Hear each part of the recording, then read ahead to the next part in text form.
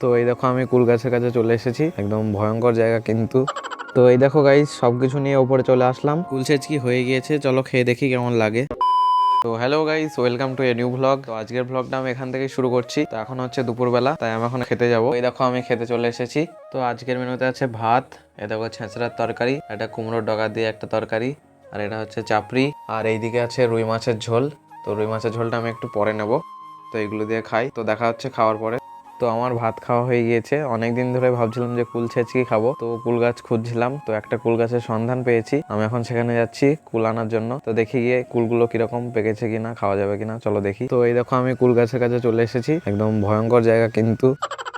এই দেখো কুলগুলো কিন্তু কাঁচা রয়েছে, এখনো পাকেনি ঠিক মতো, কিছু কিছু পেকেছে। দেখি কোথাও পাকা কুল পাওয়া যায় কিনা।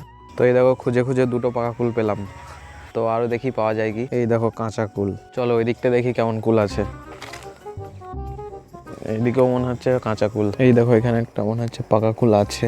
তো এখানে তাও 4টে পাকা কুল পেলাম, আরো দেখি পাওয়া যায় কি। তো এই দেখো অনেকটা সংগ্রাম করার পরে এই কটা কুল পেলাম, বেশিরভাগই কাঁচা কুল। গাছে কুল কিন্তু আনলিমিটেড আছে, কিন্তু এখন কাঁচা রয়েছে, তো পরে আসতে হবে। এই কটা কুলে আজকে কুল ছেচকে হবে কিনা দেখি গিয়ে, তো অন্যদিন আসবো। অনেক কুল আছে কিন্তু গাছে, প্যান্ট জামায় সব ধুলো লেগে গিয়েছে। তো আমি এখন বাড়ি যাচ্ছি। তো আমি এখন বাড়ি চলে এসেছি, আজকের কুলগুলো তো কাঁচা। তো তোমরা যদি জানো কোথাও কুল গাছ আছে অবশ্যই কমেন্টে জানিয়ে দিও, তাহলে সেখানে কুল আনতে যাবো। কুল ছেচকি খাবো বলে বেড়ে চলে আসলাম লঙ্কা নেওয়ার জন্য।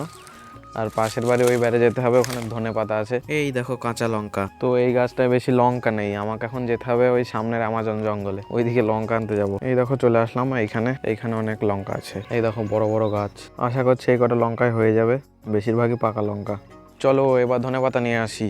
চলে আসলাম ধনেপাতা নেওয়ার জন্য, কিন্তু সব গাছই বড় হয়ে গিয়েছে, মানে ফুল ধরে গিয়েছে। এই দেখো কটা পাতা পেলাম। তো এই দেখো গাইস সবকিছু নিয়ে উপরে চলে আসলাম। এইসব করতে গিয়ে একদম সন্ধ্যা লেগে গেল, কি আর বলবো, প্রায় সূর্য অস্ত যাবে যাবে এরকম মুহূর্ত। এই দেখো বন্ধুরা, আমি এখন কুলগুলোকে ধুয়ে নিয়ে চলে আসলাম।